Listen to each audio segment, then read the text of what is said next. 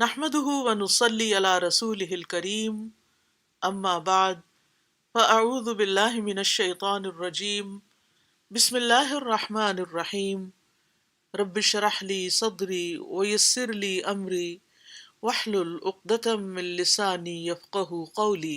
ارشاد باری تعالی ہے، احل لکم لیلۃ الصیام الرفث الی نسائکم ہن لباس لکم وانتم لباس لہن علم اللہ انکم کنتم تختانون انفسکم فتاب علیکم وعفا عنکم فالآن باشروہن وابتغوا ما کتب اللہ لکم وکلوا واشربوا حتی یتبین لکم الخیط الابیض من الخیط الاسود من الفجر ثم اتموا الصیام الی اللیل ولا تباشروہن وانتم عاکفون فی المساجد تلک حدود اللہ فلا تقربوها کذالک یبین اللہ آیاتہ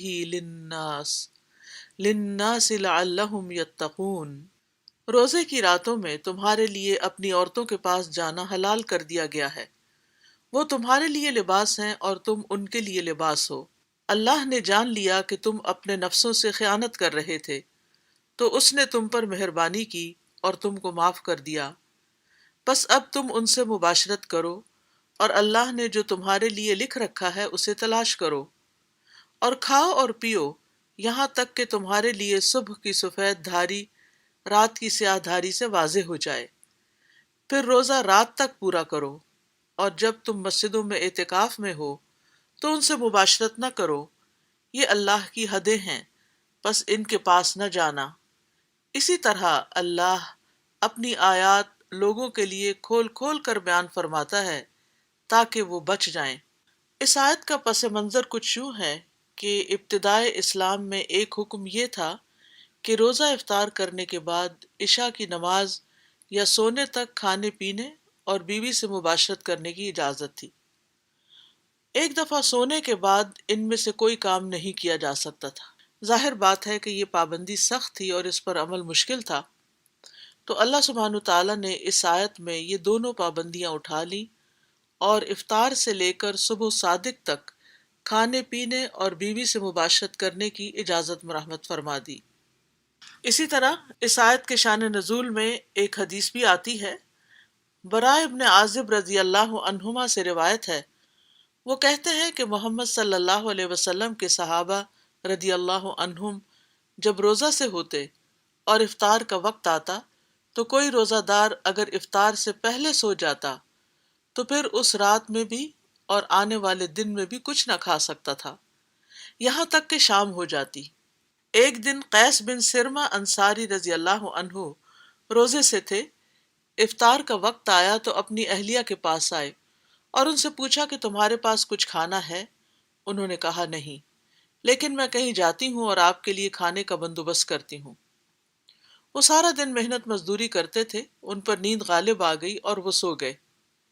پھر جب ان کی اہلیہ ان کے پاس آئیں تو انہیں سویا ہوا دیکھ کر کہنے لگی، ہائے تمہاری محرومی۔ وہ دوسرے دن دوپہر کے وقت بھوک کے مارے بے ہوش ہو گئے۔ یہ واقعہ نبی صلی اللہ علیہ وسلم سے ذکر کیا گیا تو اس وقت یہ آیت نازل ہوئی، احل لکم لیلۃ الصیام الرفث الی نسائکم، تمہارے لیے روزوں کی رات اپنی بیویوں کے پاس جانا حلال کر دیا گیا۔ اس پر صحابہ کرام رضی اللہ عنہم بہت خوش ہوئے اور یہ آیت بھی نازل ہوئی، وَكُلُوا وَاشْرَبُوا حَتَّى يَتَبَيَّنَ لَكُمُ الْخَيْطُ الْأَبْيَضُ مِنَ الْخَيْطِ الْأَسْوَدِ، کھاؤ اور پیو یہاں تک کہ تمہارے لیے سیاہ دھاگے سے سفید دھاگا فجر کا خوب ظاہر ہو جائے۔ تو آئیے ذرا مزید تفصیل کے ساتھ ہم ان آیات کو دیکھتے ہیں۔ ابتدا میں فرمایا احل لکم لیلۃ الصیام الرفث الی نسائکم، احل لکم یعنی اللہ نے تمہارے لیے حلال کر دیا ہے۔ الرفث الی نسائکم، الرفث کا مطلب ہوتا ہے جماع اور ملاپ کرنا۔ رفث کا لغوی معنی ابن مسعود رضی اللہ عنہ الرفث اور الرفوس دونوں طرح سے پڑھتے تھے اور اس سے مراد صحبت ہے۔ بنیادی طور پر اس کا مطلب فحش گوئی کرنا ہے، جیسا کہ اجاج نے کہا، اور کتنے ہی حاجیوں کے جھنڈ ہیں جنہوں نے لغو اور جنسی باتیں کرنے سے صبر کا گھونٹ پی لیا ہے۔ یہاں وہ اشارتاً صحبت کی بات کر رہا ہے، کیونکہ جب یہ لفظ موقع محل کے بغیر ہی ذکر کیا جائے تو اس سے مراد فحش گوئی ہوگی۔ اور لیلۃ الصیام کا معنی ہے رمضان کی تمام راتیں۔ پھر فرمایا ہن لباس لکم وانتم لباس لہن، وہ تمہارے لیے لباس ہیں اور تم ان کے لیے لباس ہو۔ یہ نیا جملہ ہے جو کہ علت کو بیان کر رہا ہے، یعنی رمضان کی راتوں میں عورتوں سے جماع کرنے کو حلال کرنے کی علت یا وجہ بیان کی گئی ہے، کیونکہ شوہر اپنی بیوی سے بے نیاز نہیں ہو سکتا، اس لیے کہ وہ اس کے لیے لباس کے قائم مقام ہے، اسی طرح اس کی بیوی بھی اس کے لیے لباس کے قائم مقام ہے۔ میاں بیوی کا رشتہ لباس کی طرح ہے۔ اللہ نے اس رشتے کو لباس کے ساتھ تعبیر کیا ہے جو کہ ستر ڈھانپنے، تحفظ اور حفاظت کا ذریعہ ہوتا ہے۔ اسی حقیقت کی طرف نبی صلی اللہ علیہ وسلم کا فرمان اشارہ کرتا ہے، یا معشر الشباب من استطاع منکم الباءۃ فلیتزوج فإنہ اغض للبصر واحسن للفرج۔ صحیح مسلم کی روایت ہے یہ کہ اے نوجوانوں کی جماعت، تم میں سے جو استطاعت رکھے وہ نکاح کر لے، اس لیے کہ نکاح آنکھوں کو نیچا کرتا ہے اور شرمگاہ کی حفاظت کرتا ہے، اور لباس کا معنی اوڑھنے والی چیز ہوتی ہے۔ تو مرد عورت کے لیے اور عورت مرد کے لیے لباس کے قائم مقام ہے، کیونکہ دونوں کا جسم آپس میں ملتا ہے اور وہ ایک دوسرے کو پہنے ہوئے کپڑے کی طرح اوڑھ لیتے ہیں۔ لباس سکون کے معنوں میں بھی ہے، وہ لباس ہیں یعنی وہ ایک دوسرے کے لیے سکون کا باعث ہیں، کیونکہ اللہ سبحانہ تعالیٰ نے قرآن مجید میں رات کو بھی لباس کہا ہے، وَجَعَلْنَا اللَّيْلَ لِبَاسًا، اور ہم نے رات کو لباس بنایا یعنی سکون کا ذریعہ۔ یہ مجاہد، قتادہ اور سدی کا قول ہے۔ لباس سے تشبیہ دینے میں کئی حکمتیں ہیں، یعنی قرآن کریم کی اس آیت میں شوہر اور بیوی میں سے ہر ایک کو دوسرے کے لیے لباس کے ساتھ جو تشبیہ دی گئی ہے تو اس میں بڑی حکمت ہے۔ اور جب ہم لفظ لباس میں غور کرتے ہیں تو ہم اس میں عظیم معنی پاتے ہیں جو اس الفت کی انتہا پر دلالت کرتے ہیں جس الفت کا اللہ نے اس تشبیہ کے ساتھ میاں بیوی کے لیے ارادہ کیا ہے۔ جیسا کہ ہم نے عرض کیا کہ لباس پردہ پوشی کا باعث ہے، اور شوہر اور بیوی کو لباس کے ساتھ تشبیہ دینے کی سب سے بڑی وجہ پردہ پوشی کرنا ہے، تو لباس انسان کے ستر کو ڈھانپتا ہے، اس پہ پردہ ڈالتا ہے، اور انسان کے قابل ستر مقام کو سوآ کہا جاتا ہے، کیونکہ ان مقامات کا عریاں ہونا انسان ناپسند کرتا ہے۔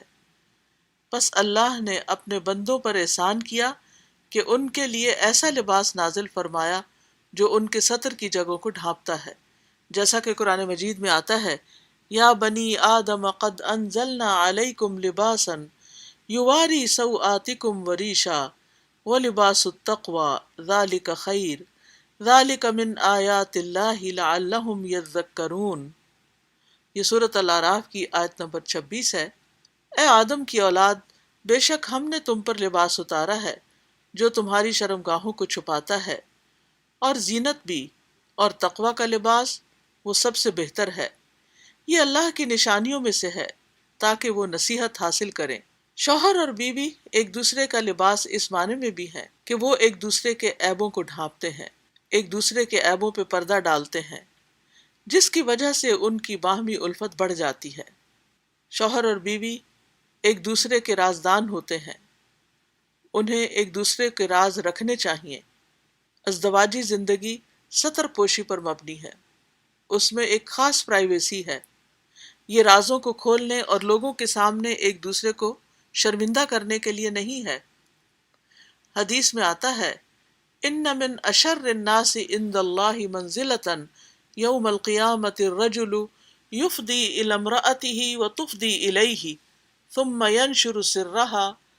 قیامت کے دن اللہ کے ہاں لوگوں میں مرتبے کے اعتبار سے بدترین آدمی وہ ہوگا جو اپنی بیوی کے پاس خلوت میں جاتا ہے اور وہ اس کے پاس تنہائی میں آتی ہے، پھر وہ آدمی اس کا راز افشا کر دیتا ہے، یعنی بالکل اندر کی تنہائی کی سیکرٹ باتیں جو ہیں وہ پبلک کر دیتا ہے۔ تو ایسا شخص اللہ سبحانہ تعالیٰ کے ہاں سخت ناپسندیدہ ہے۔ شوہر اور بیوی کو زندگی کے ہر معاملے میں پردہ پوشی سے کام لینا چاہیے، اور یہ بہت ہی اچھی بات ہوگی، صرف بستر میں ہی نہیں، بالکل ذاتی معاملات میں ہی نہیں، بلکہ اپنی زندگی کے دیگر معاملات میں بھی، مثلاً خوراک، لباس، کمائی کے ذرائع میں بھی پردہ پوشی سے کام لینا چاہیے۔ یہاں تک کہ باہمی ازدواجی اختلاف میں بھی یہی اصول ہے کہ ستر پوشی کی جائے، یعنی صرف بستر میں ہی نہیں، تنہائی ہی میں نہیں، بلکہ اپنی زندگی کے تمام معاملات میں، خوراک، لباس، کمائی کے ذرائع میں بھی پردہ پوشی سے کام لیں۔ یہاں تک کہ باہمی ازدواجی اختلاف میں بھی یہی اصول ہے کہ ستر پوشی کی جائے اور دوسروں کے سامنے نشر نہ کیا جائے، ورنہ اکثر اوقات اس اختلاف کا حل پیچیدہ ہو جاتا ہے۔ شوہر اور بیوی تمام لوگوں سے بڑھ کر ایک دوسرے کو جانتے ہوتے ہیں، تو اس وقت ایک دوسرے کے متعلق ایسے امور منکشف ہو جاتے ہیں جن کا ان دونوں کے سوا کسی اور کو پتہ نہیں ہوتا، تو ان کی باہمی الفت کا تقاضا یہ ہے کہ یہ راز راز ہی رہیں اور ان پر پردہ پڑا رہے۔ اسی طرح یہ کہ لباس انسان کے لیے بچاؤ اور تحفظ کا باعث بھی ہے۔ انسان اپنے لباس کے ذریعے گرمی اور سردی سے بچاؤ حاصل کرتا ہے۔ قرآن مجید میں اللہ تعالیٰ فرماتے ہیں وَجَعَلَ لَكُمْ سَرَابِيلَ تَقِيكُمُ الْحَرَّ وَسَرَابِيلَ تَقِيكُمْ بَأْسَكُمْ، اور تمہارے لیے کچھ قمیصیں بنائی جو تمہیں گرمی سے بچاتی ہیں یا تمہیں تمہاری لڑائی میں بچاتی ہیں۔ تو اس سے یہ پتہ چلتا ہے کہ نہ صرف یہ کہ موسمی اثرات سے انسان محفوظ رہتا ہے اپنے لباس کی وجہ سے، جنگ کے معاملات میں بھی لباس فائدہ دیتا ہے، حفاظت کرتا ہے۔ تو شوہر اور بیوی بھی ایک دوسرے کی حفاظت کرنے میں لباس کی طرح ہیں، اور یہ حفاظت اس لباس کی حفاظت سے بھی بڑھ کر ہے جو گرمی اور سردی سے بچاتا ہے۔ ایک دوسرے کا عیب چھپانا، ایک دوسرے کو تحفظ فراہم کرنا، اور اسی سے پھر ٹرسٹ بلڈنگ بھی ہوتی ہے اور تعلقات خوشگوار ہو جاتے ہیں۔ پھر اسی طرح ایک دوسرے کو بے حیائی سے محفوظ کرنے کا ذریعہ بھی ہیں، یعنی یہ دونوں ایک دوسرے کے لیے ایسا قلعہ تشکیل دیتے ہیں جو دونوں کو بے حیائی سے محفوظ رکھتا ہے۔ بیوی اپنے شوہر کے لیے لباس ہے کیونکہ وہ اپنے شوہر کو پاک دامن بنا کر اس کی حفاظت کرتی ہے، تاکہ وہ آدمی حرام طریقہ اختیار کرتے ہوئے اپنے ستر کو کسی اور عورت کے سامنے نہ کھولے، تو اس طرح اس کی بیوی اس کے لیے لباس بن جاتی ہے، اور شوہر بھی اپنی بیوی کے لیے لباس ہے۔ اس کا شوہر بھی نکاح کے ذریعے اس کو اس بات سے محفوظ کر دیتا ہے کہ وہ عورت غیر آدمی کے سامنے حرام راستہ اختیار کرتے ہوئے اپنا ستر نہ کھولے۔ اس اعتبار سے اس کا شوہر بھی اس کا لباس ہے۔ حدیث میں آتا ہے جو شخص کسی عورت کو دیکھے اور وہ اسے اچھی لگے تو اسے چاہیے کہ اپنی بیوی کے پاس آ جائے، کیونکہ اس طرح اس کے دل میں جو خیالات ہوں گے وہ دور ہو جائیں گے۔ اور یوں آپ دیکھتے ہیں کہ شوہر بیوی ایک دوسرے کی کس طرح حفاظت کرتے ہیں۔ شوہر اور بیوی ایک دوسرے کے لیے نفسیاتی اور اخلاقی لحاظ سے تحفظ کا ذریعہ بھی ہیں۔ یہ حفاظت صرف بے حیائی میں ہی مبتلا ہونے سے نہیں بچاتی، بلکہ اس میں نفسیاتی صحت اور اخلاق کے لحاظ سے بھی حفاظت شامل ہے۔ پھر اسی طرح ہم جانتے ہیں کہ لباس انسان کو بیرونی ماحول سے جسم کو گرمائش مہیا کرنے کا ذریعہ بھی ہے، حرارت فراہم کرتا ہے، اور یہ اس طرح کہ جو فضا انسان کو گھیرے ہوئے ہے، تو لباس انسان کے لیے اس فضا سے توازن اور ملائمت پیدا کرنے کا کردار ادا کرتا ہے، یعنی انسان کے جسم کے درجہ حرارت کو توازن میں رکھتا ہے۔ تو یہاں اس کو لباس سے تشبیہ دینے سے مراد شوہر اور بیوی کا جذباتی پہلو ہے۔ شوہر اور بیوی ایک دوسرے کے جذباتی ساتھی ہوتے ہیں، پریشانی میں سکون کا باعث ہوتے ہیں۔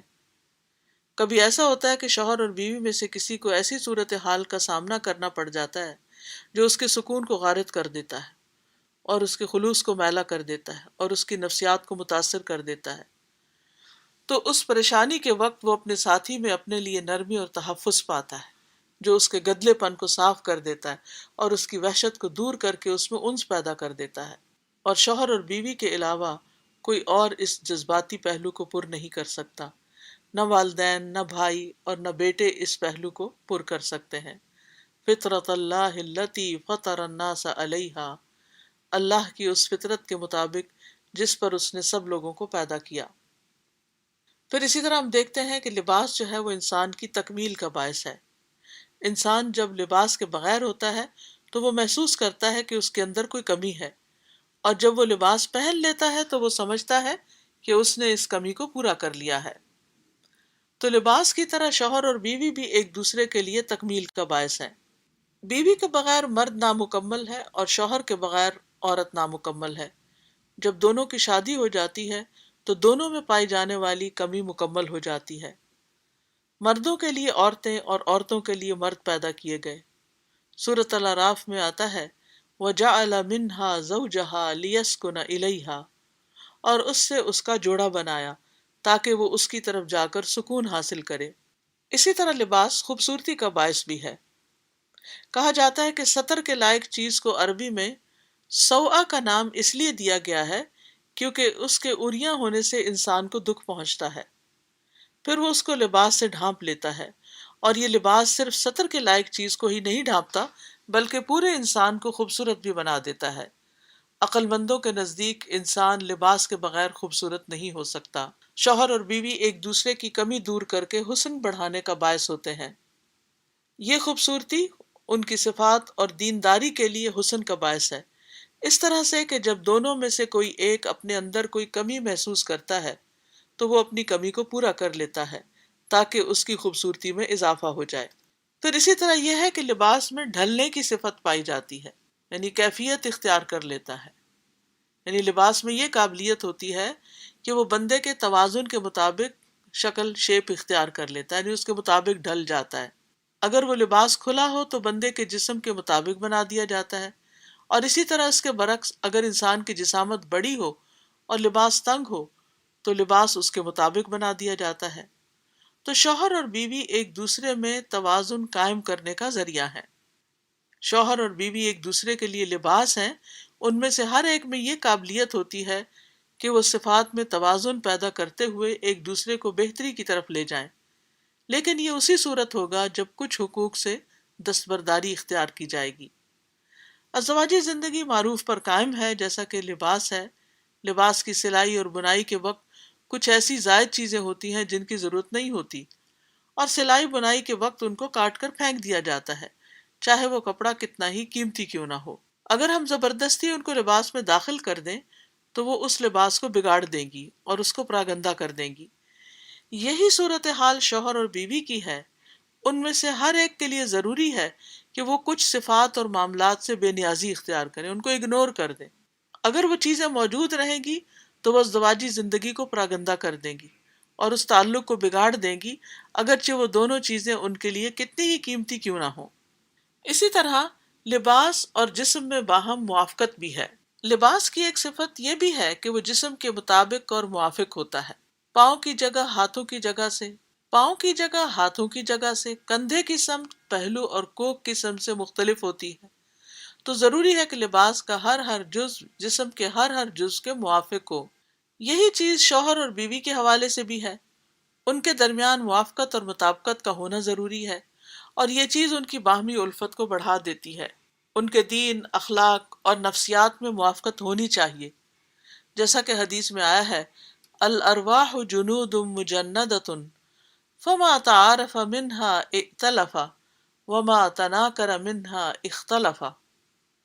تمام ارواح مجتمع لشکر تھیں، یعنی دنیا میں آنے سے پہلے ایک اکٹھے لشکر کی شکل میں تھیں۔ جس جس نے ایک دوسرے کو پہچانا وہ دنیا میں ایک دوسرے سے محبت کرتی ہیں، اور جس جس روح نے وہاں ایک دوسرے کی پہچان نہ کی وہ یہاں ایک دوسرے سے بیگانہ رہتی ہیں۔ تو اس سے یہ پتہ چلتا ہے کہ ہسبینڈ وائف کا جو رشتہ ہے وہ محبت کا رشتہ ہونا چاہیے، موافقت کا رشتہ ہونا چاہیے، اور صرف ظاہری تعلق نہیں بلکہ روح، جسم اور نفسیات کا تعلق ہونا چاہیے۔ آٹھویں بات یہ ہے کہ لباس میں ملاپ کی صفت ہے، یعنی لباس جسم کے ساتھ مل جاتا ہے، اس کے ساتھ لازم ہو جاتا ہے، چمٹ جاتا ہے، اور بالکل یہی چیز شوہر اور بیوی کے حوالے سے بھی ہے۔ شوہر اور بیوی کا رشتہ خلوص اور مودت پر مبنی رشتہ ہے۔ تفسیر الحدیث کے مصنف اس آیت ہن لباس لکم وانتم لباس لہن کے تفسیر میں کہتے ہیں کہ اس آیت میں شوہر بیوی کے باہمی تعلق کا اشارہ ہے، اور اس میں اشارہ پایا جاتا ہے کہ اس تعلق کی بنیاد جس چیز پر ہونی ضروری ہے وہ یہ کہ ایک دوسرے کے لیے خلوص، مودت اور مزاجوں کا آپس میں ملنا ہو، یہاں تک کہ وہ دونوں ایک ہی انسان کے مانند ہو جائیں جن کی روح اور دل ایک ہی ہو۔ قرآن عظیم نے یہی چاہا ہے کہ شوہر اور بیوی کا آپس کا تعلق ایسا ہی ہو، ان کا تعلق ایسا پاکیزہ ہو کہ اس میں کسی چیز کی ملاوٹ نہ ہو، اور اس تعلق میں کوئی ایسی چیز نہ آ جائے جو اس تعلق کو خراب کر دے یا اس کے اخلاص کو گدلا کر دے۔ تو شوہر اور بیوی کے لیے ضروری ہے کہ وہ ان بلند معانی اور مقاصد کو سمجھیں جس کی قرآن عظیم نے رغبت دلائی ہے۔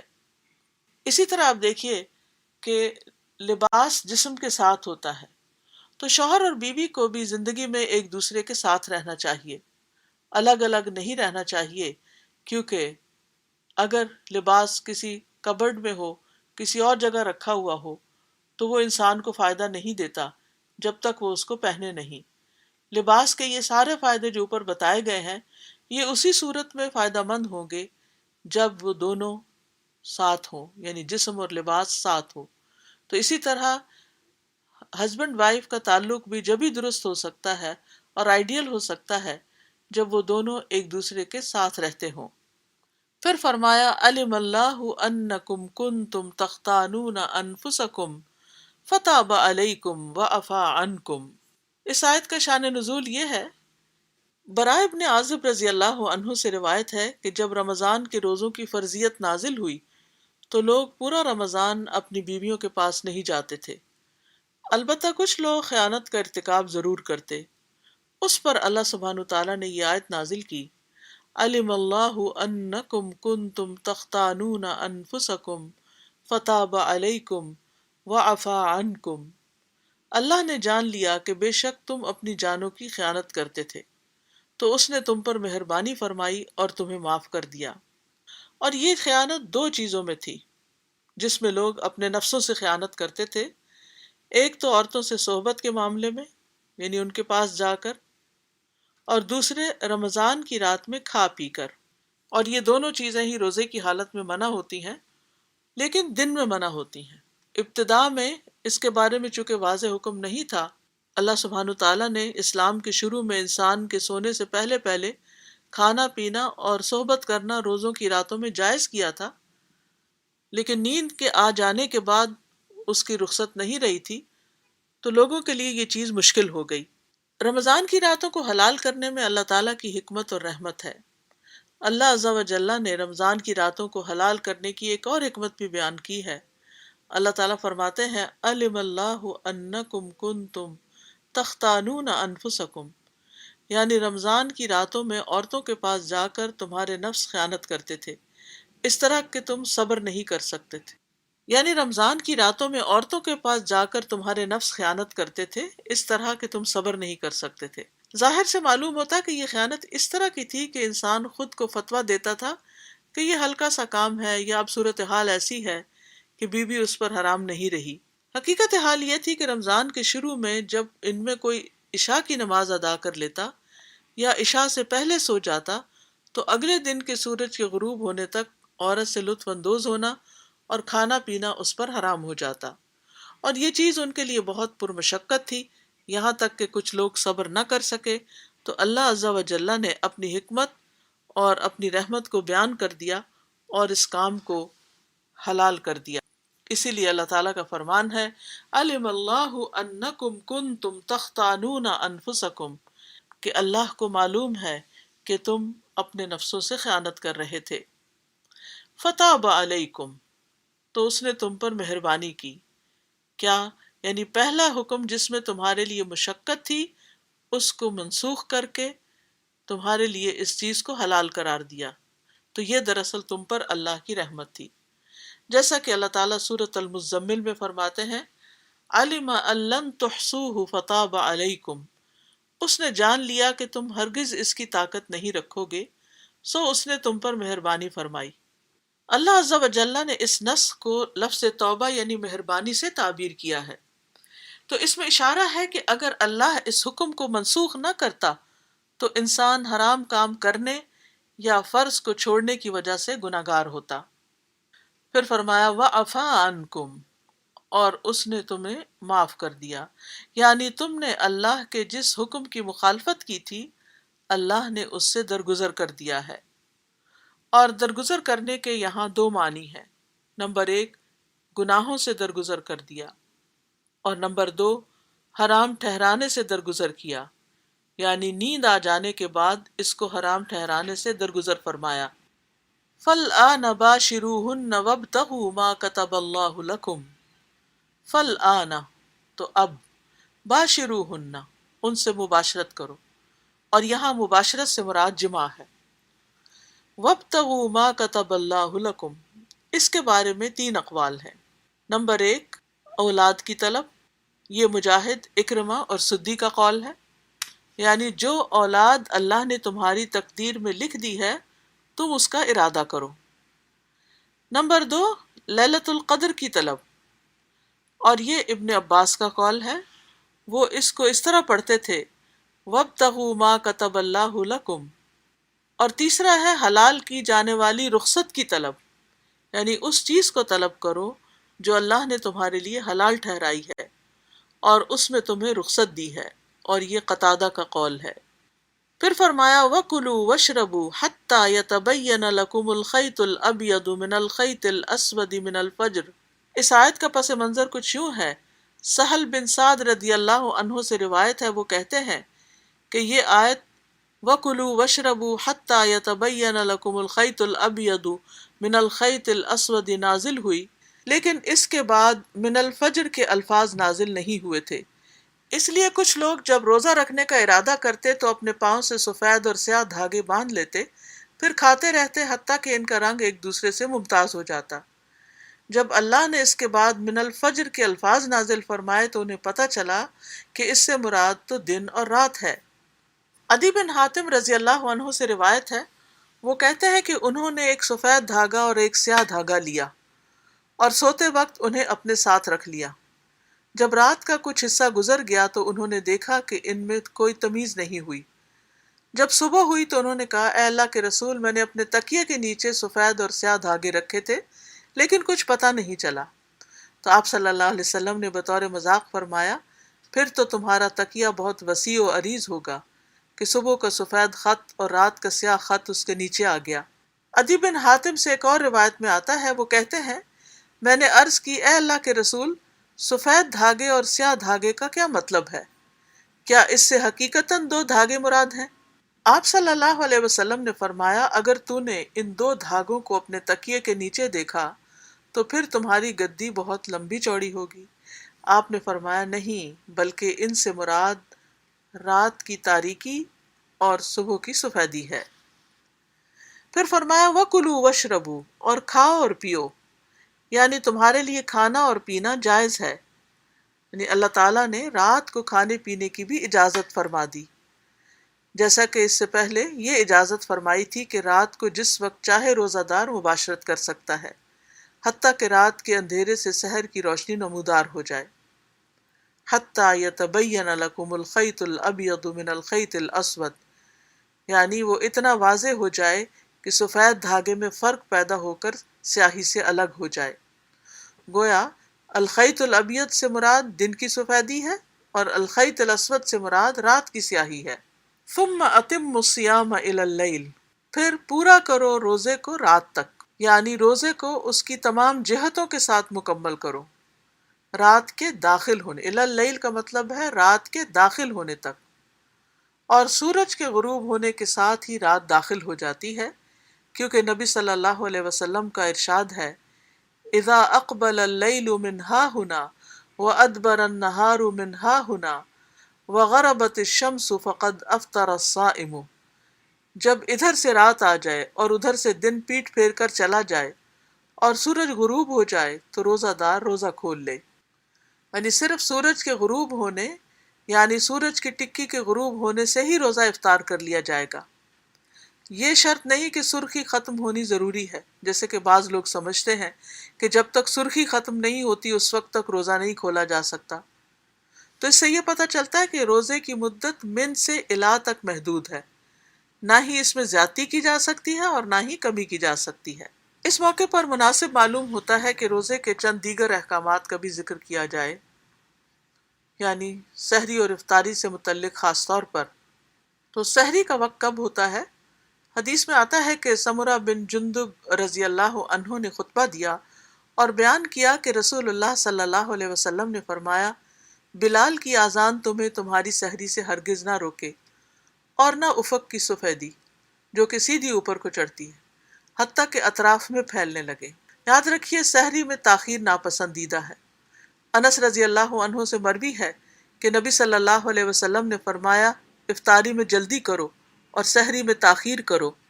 پھر اسی طرح افطاری کے وقت کے بارے میں حدیث میں آتا ہے، عاصم بن عمر بن خطاب اپنے والد رضی اللہ عنہ سے روایت کرتے ہیں کہ رسول اللہ صلی اللہ علیہ وسلم نے فرمایا، جب ادھر سے رات آ جائے اور ادھر سے دن چلا جائے، نیز سورج غروب ہو جائے، تو روزہ دار اپنا روزہ افطار کر لے۔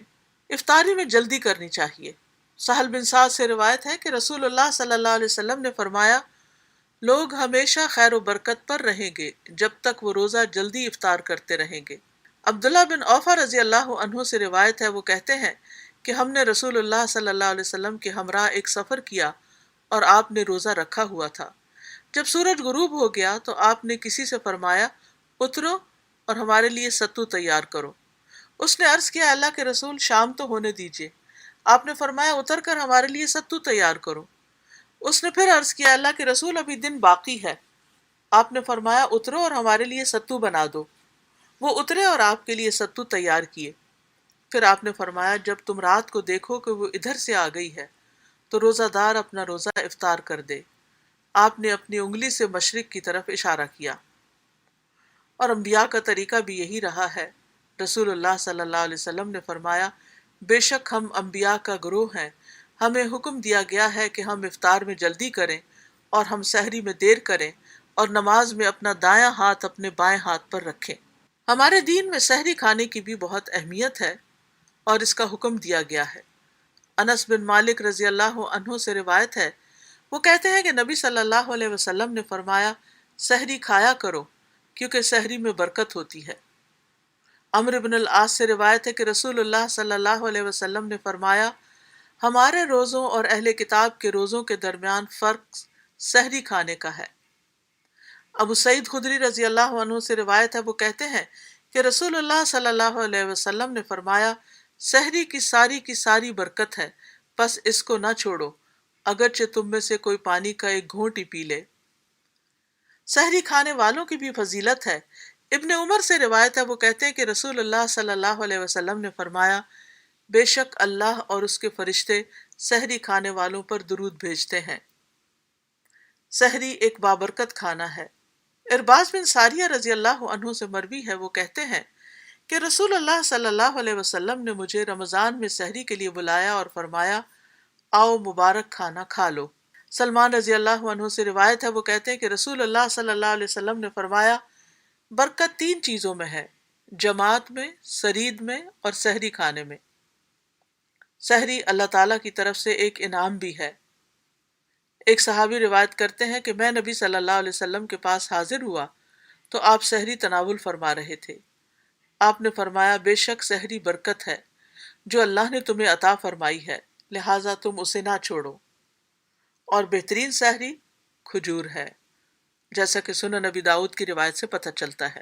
اور آیت کے آخر میں فرمایا، وَلَا تُبَاشِرُوهُنَّ وَأَنْتُمْ عَاكِفُونَ فِي الْمَسَاجِدِ، اور تم عورتوں سے مباشرت نہ کرو، جماع نہ کرو، جب تم مسجدوں میں اعتکاف کرنے والے ہو۔ اس سے یہ بھی پتہ چلتا ہے کہ اعتکاف مسجد میں ہوتا ہے، اور اعتکاف کی حالت میں میاں بیوی کا ویسے میل ملاقات منع نہیں، لیکن مباشرت منع ہے۔ علی بن حسین رضی اللہ عنہ سے مروی ہے کہ نبی صلی اللہ علیہ وسلم کی زوجہ صفیہ رضی اللہ عنہا نے انہیں خبر دی کہ رسول اللہ صلی اللہ علیہ وسلم رمضان کے آخری عشرے میں مسجد کے اندر اعتکاف کرتے تھے، تو وہ آپ کی زیارت کے لیے آئی تھیں اور کچھ دیر گفتگو بھی کی۔ پھر اٹھ کر جانے لگی تو نبی صلی اللہ علیہ وسلم بھی انہیں پہنچانے کے لیے ساتھ ہی اٹھے۔ جب آپ مسجد کے دروازے کے قریب ام سلمہ رضی اللہ عنہا کے دروازے کے پاس پہنچے تو انصار کے دو آدمی ادھر سے گزرے۔ انہوں نے رسول اللہ صلی اللہ علیہ وسلم کو سلام کیا تو نبی صلی اللہ علیہ وسلم نے ان سے فرمایا، ٹھہر جاؤ، یہ صفیہ بنت حیی ہیں۔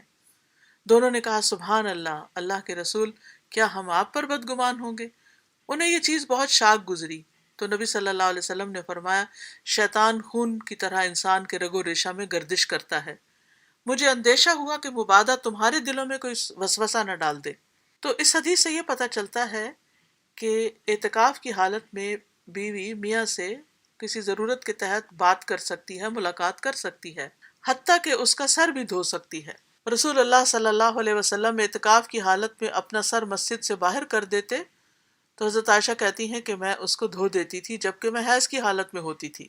اسی طرح آپ ان کے سر کو کنگھی بھی کر دیا کرتی تھی۔ پھر فرمایا تلک حدود اللہ فلا تقربوها کذالک یبین اللہ آیاتہ للناس لعلہم یتقون۔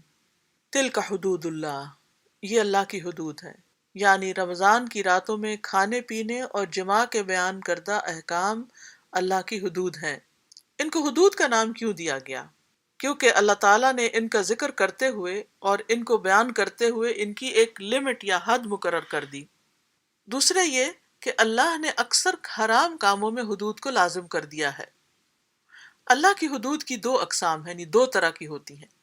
کسی چیز میں داخل ہونے سے روکنے والی، تو ان کے بارے میں فرمایا فلا تقربوها، قریب نہ جاؤ، اور کسی چیز سے نکلنے سے روکنے والی، تو ان کے بارے میں فرمایا فلا تعتدوها، ان سے آگے نہ بڑھو۔ تو حرام سے دور رہنا چاہیے، اس کے قریب نہیں جانا چاہیے۔ اسی طرح اللہ تعالیٰ کے احکامات جن کی پابندی ضروری ہے ان سے باہر نہیں نکلنا چاہیے۔ اور پھر کذالک یبین اللہ آیاتہ للناس، اسی طرح اللہ تعالیٰ اپنی نشانیاں لوگوں کے لیے بیان کرتا ہے، یعنی عبادت کی چیزوں کی علامات، فرائض اور احکامات کیوں بیان کرتا ہے؟ لعلہم یتقون، تاکہ وہ اللہ کا تقوی اختیار کریں، اللہ سبحانہ وتعالیٰ کے احکامات پر عمل کر کے اس کے نواہی سے بچ کر اللہ کے عذاب سے بچ سکیں۔ وآخر دعوانا ان الحمد للہ رب العالمین۔